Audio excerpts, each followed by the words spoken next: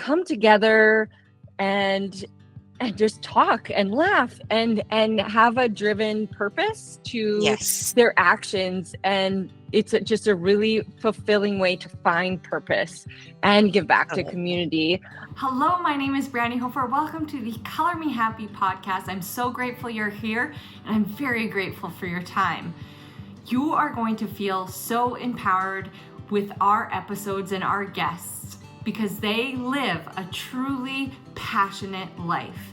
They're excited about what they do. They know that creativity matters and that your art matters and that it matters to following your passion in life to ultimately see your everyday ordinary as extraordinary. These episodes are almost unedited, very raw, so it'll feel like you're sitting down for coffee with a friend. Feel free to reach out anytime at Brandy Hofer Studios on Instagram and subscribe for more content just like this. Thanks for being here. Empowering people. So, yeah. That's what's important is getting involved. When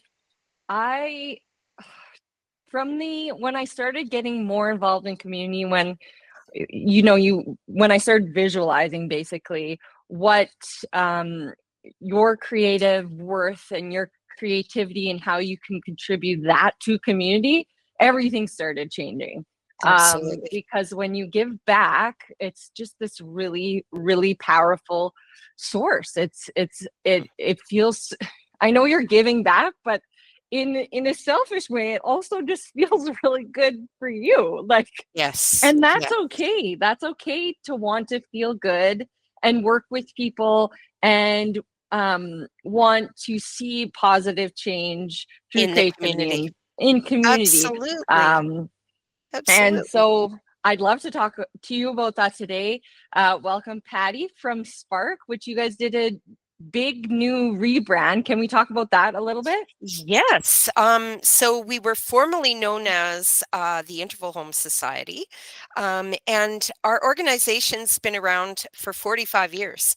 So over the years, or I guess, first of all, the Interval Society, Home Society, and the Spark Foundation of Lloydminster, which is our new name. We provide safety, shelter, education, and resources to women and children that are fleeing domestic and domestic violence, basically. So why we switched the names is because over the years, we've garnered other areas. We have so many different areas in our organization now that we wanted to encompass our entire organization and our vision of a community where all individuals experience safe connections and lifetimes of well-being. So this ties it all in. This is one of our taglines, igniting positive change in our community. So very important. Interesting. I read a really interesting book by Melinda Gates. I think it's called Moment of Lift. And she has 20 years of data on how programming and support for women and children specifically is so important to uplifting society, having a high functioning society. Like that's where you start. So she has the data to support that theory, which is great. Like if anyone, if you want collected data from anyone, it would be the Gateses. Like they have their ducks in a row there. Obviously, like they're going into communities where like it's extreme poverty, and that's where most of the data is from. But I would imagine it's the same theory for any community is when you start with women and children, if you have a mother who's in a situation, but still a good mother to the child, well, then the child has a chance to go on, even if they've experienced trauma or whatever. If they have that support system, if they have that love, they have that connection, and they develop emotional intelligence and the wherewithal to function in society at a higher level, then like that's a big effect. So these programs and what you guys do are so essential to our community functioning in a positive way and bringing in individuals who can function basically through society, right? Like That's right. there's just an essential need for funding programming like this. It's so important. This is where it begins, right? This is That's the right. root of everything else. If you don't want, like, if we're going to get really deep, if you don't want people going into the systems, if you don't want drug addiction, if you don't want, you have to start at the The base root. of the root, the children, right? Mhm. And so you guys do youth programming as well. Can you talk about that? Yes. Well, we have the Lloydminster Community Youth Center. So the youth center is incredible. It's it, I don't even know where to start. They have so many programs. They develop healthy habits for healthy relationships. So they had 128 members in 2024, That's which doesn't, crazy. yeah, and it doesn't include the kids that just drop in, like the youth that just drop in. So we actually have 3 members from the Community Youth Center that sit on the Lloydminster Youth Council. So it's no small feat to become on or to sit on this youth council, because it's an interview process. They have to apply, and there's 3 of them. So that's really great. It really stands to testament of how great our support workers are at the youth center, and all their programming that they have there. They have it like that's part of their youth empowerment program. So they have a pickup program. So they go to the schools after school, and they can pick the kids up. We have a van. And one of the workers goes and picks up the kids. We have a hot meal program there. We have a summer program, which is different from, it's funded separately from the youth center, but there is a summer program. And they have gym time. They have school outreach, and there's mentor programs as well. Sorry, I lost That's what I okay. was saying.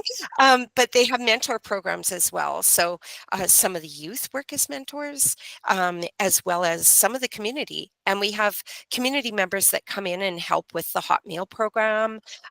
Some of them work as mentors. And So is yeah, that a volunteer-based program? Like yes, you it can is apply part to of our, volunteer and yes, it is part of our volunteer. Yeah. oh great. And like we started off the conversation, it's fulfilling to volunteer, and working with youth isn't always easy. Um for sure, but it's so important and like So rewarding, you so know. rewarding. Yeah. Yeah, to see kids just overcome things or to see something click with something that they are really passionate about.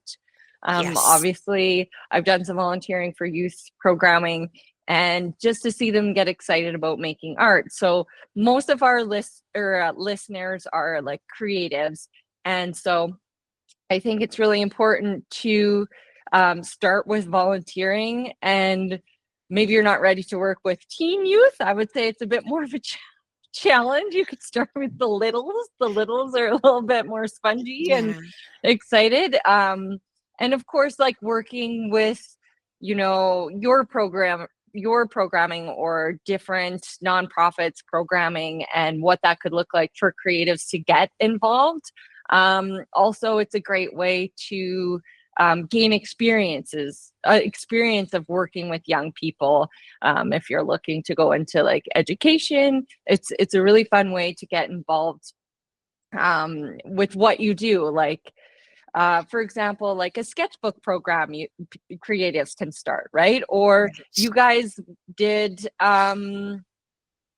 Or was that you who did the murals, or was that the other youth? Yes, they do. They have a graffiti program that they do through Right. the youth center. Yeah. I don't have a lot of information on that. I just started in my position last October, but have learned so much. It's great. And as far as creatives go, even at the store, I mean, people that are learning business, they can volunteer at the store, and we have teams that come in like at Christmas time or Easter, and we redesign the store for that season or that event. And it's so much fun. Like, I was there volunteering for Christmas, and we set the whole store up. It was amazing. And we had pizza, and everybody was just singing carols, and we just had a really great time. Set up all the Christmas trees, all the decorations, and we have a front part of our store where we highlight certain things. We're like there a lot, so I know what you mean. it's so much fun there. I love Yeah. it. But yeah, so they have those types of things available as well for creatives, and I think that that's very important to say that as well. And for Dan, he is our team lead for volunteering. He is amazing. He will have a conversation with somebody that's interested and sit with them and find where their interests are and their passions, and then connect them with the right area so that their volunteer experience is meaningful. So yeah. And I think in general, it's very important for people getting back to that physical connection with your community, like actually meeting people, like not just it's very easy to get sucked into a device or meeting, like, you know what I mean? Like, I do. People have over the last just under a decade have fallen into the rhythms of almost being alone. And it's just such a fulfilling thing to have, like you said, during the holidays, decorate, come together and just talk and laugh and have a driven purpose to their actions. And it's just a really fulfilling way to find purpose and give back to community. During the holidays, we actually hit all of the thrift stores to create like, hopefully it inspired even like a handful of people to go, like, instead of buying, consuming, like with that idea in mind of, we took our kids, I took my kids to get gifts for other people that, repurpose them or find something. I took what they picked out and we put it, like, I put old, you have t-shirts for like $2, and a lot of times they're almost brand new, especially with our hockey community. I was like, I don't need to go out and get their new Blazers coat. I found 3. Yeah. It's not about me being cheap. It's about the consciousness around repurposing, like, this consumerism that we have going on, and teaching your kids to value, what you guys are offering and supporting a great cause at the same time, right? So you feel good, and you're like, this vintage San Jose Shark shirt, which they wear all the time, even though they're Oilers fans, is they like it more because they found it. They know that it supports a good cause, that, you know what I mean? Like, it's really, they're into it. Or of like finding old frames and making art with it, but you're also supporting these community-based programs. Absolutely. And the store has been around for 35 years, which is a very long time for a thrift store. But yeah, we're having a community market that's coming up on May 30th. From 12 till 7, and that's for the Interval store. So it's celebrating our grand reopening. So what they did was they've worked really hard over the last year, and they had an impact depot and they closed it, and they consolidated our inventory operations back to the store. So what that did was it streamlined our donation process. And so it ensures that the items that come through the back door are processed in a timely manner and put on the floor quickly. So, I mean, every day is an adventure at the store because you get new stuff constantly, like it's constantly coming through.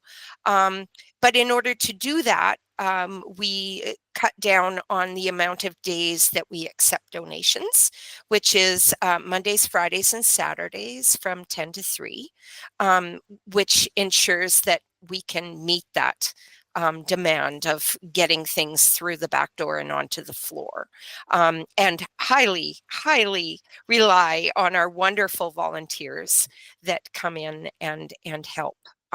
We do have a core staff that help teach, train, and support our volunteers, but we have so many wonderful volunteers there. I actually had the honor to help Dan with a volunteer appreciation day the other day, and it was wonderful sitting and chatting with everyone and visiting and sharing stories. And yeah, it's a great store. They're, like I said, highly rely on our volunteers, but if They do a great job. They're always very nice. They're wonderful. I did a survey at the store in the winter, asking just random customers a few questions, and their biggest thing was about how friendly the staff and the volunteers were, and how at home they felt there. So that's kind of what we're looking for, is, you know, the store to be a hub. And we also it's such a cool store because we support our clients and programs internally throughout the organization. So we provide clothing, household items, furniture, all of that. And it doesn't matter where the donation comes in. The donations that come out of the store immediately get put back into our system. So if, let's see, as an example, somebody may drop something off at the shelter, and say it's women's extra large clothing, and all the women that are in the shelter at that time are an extra small. So nobody's going to be able to fit into that clothing. So it gets donated at the store, but those women at the shelter get a gift card, and they can go to the shelter and do their shopping and purchase what they want and what they need. So it's an ever it's always recycling. So the money stays in our organization and helps everyone.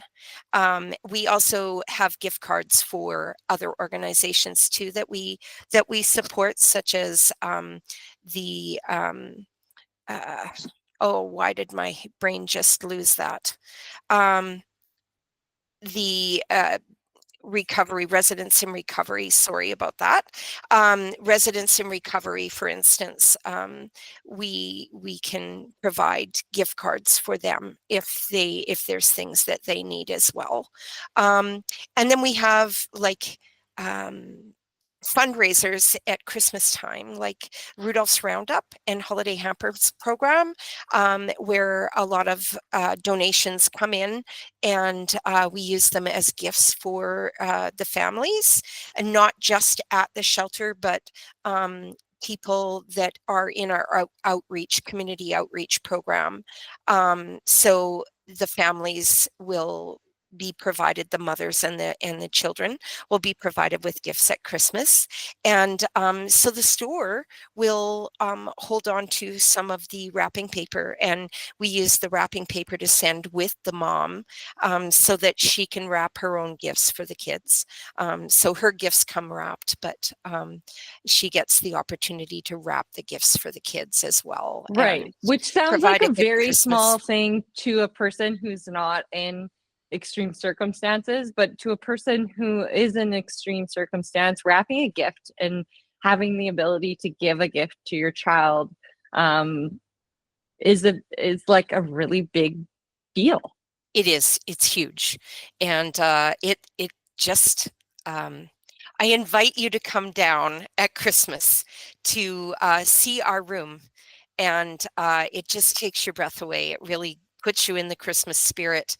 And I've had moms bring their kids, and they donate, and the kids get to look around. And usually we have a spare stuffy somewhere for the kids, because we get a whole pile from our friends at PetSmart, and they donate tons of stuffies. And so yeah, we've had the odd occasional child that has come in, and we've sent them home with a stuffy for donating. But Oh, great. yeah. So I invite you to come and have a look at Christmas time. It's a wonderful sight to see, for sure. I think you've given everyone a lot of options to get involved somehow, like where their interests lie, like you said in your volunteer placement program, to find the place where people best fit, or to fund.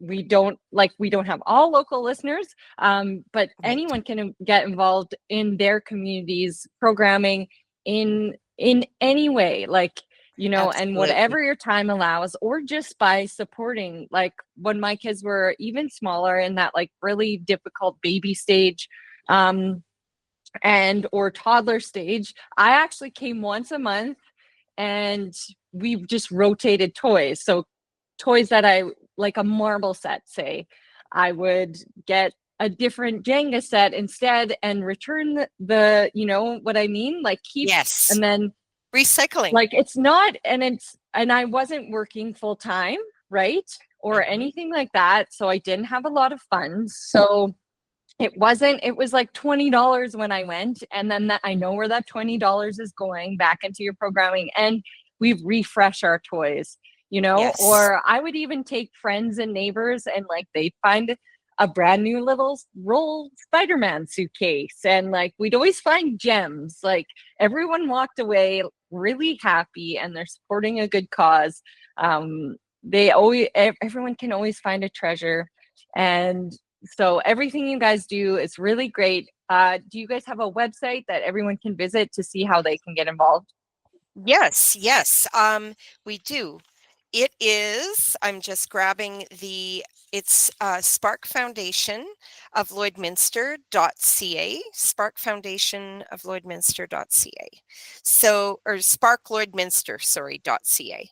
So you can go on that. There's a place to donate there if you decide that you want to help. We have a monthly donation option called Seeds of Hope. We have just one-time donations. There's so many ways that you can support the Spark Foundation, donating and shopping, which we just talked about. I actually repurposed a dresser that I bought there for $20 and redid the whole thing for my brand new granddaughter that I just had, and did like a 70s flower theme on it. And it's very, and that's very so cool. creative. Yeah, it was so fun and didn't cost me a lot of money. So, you know, there's so many opportunities. And the store as well, like if people have a big donation, like say they're moving or they're downsizing, or their mom is, for instance, deciding to move into long-term care or something, and they have to sell a bunch of stuff, they can donate it to our store. And if they phone the store, a few days in advance, they can arrange to drop it off. So it doesn't have to be on those days that we have put out. That the couple days notice gives the staff time to get volunteers in. As I said, we rely on them. So we would have to get a couple days notice to get our volunteers in to help unload the stuff as well. And also, I forgot to say, our community market, the biggest, most important thing is that we're renaming the store. So it's a big reveal on the 30th of May. And we're also launching a furniture pickup service. Just for Lloydminster. So if you're wanting information about that, just have to call the store. And the number is 780-808 8485. So you can phone the store or just look under For the Interval Store or on our website. The numbers are there as well. And so you can call and donate that way as well. So May 30th is a market, and what are the times? From 12 till 7. So it's a full day of local vendors, food, entertainment, and of course the reveal of our new name. Great. So, that sounds like yeah. lots of fun. Yeah. We'll have to pop by. Oh, I can't wait.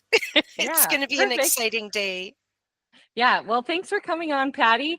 And I think you likely inspired a lot of people to get more involved in programming like this, either here locally or in their own city or town, wherever they are. And it just is really, it's ways to be creative. Like you said, you repurposed a dresser, which is always a lot of fun, finding treasures, supporting women and children. And just giving back in any way you can, even if small donations, big donations, or time donations, right? Right. Giving back looks different for everyone. And we actually have a very special community when it comes to that. Like, we have a very giving community. I wouldn't want to be a part of any other community. We have a special, like, everyone is so great about giving back and being involved. And I'm glad you came on to highlight the great job and programming that you do at Spark. And we will see you on May 30th at the market. Great. I can't wait. Thanks so much, Brandy. Thanks. Take care, Patty. Take care. Bye-bye. Bye. If you have any questions, feel free to reach out on Instagram at Brandy Hofer Studios anytime. I'm happy to chat. That's where I sit. And I'm so glad you're here, and I cannot wait for you to dive in. So give us a like and subscribe, and check the rest of our channel. If you want to feel empowered and inspired, like and subscribe for more. And if you want to get creative, check out all our art hacks on this channel.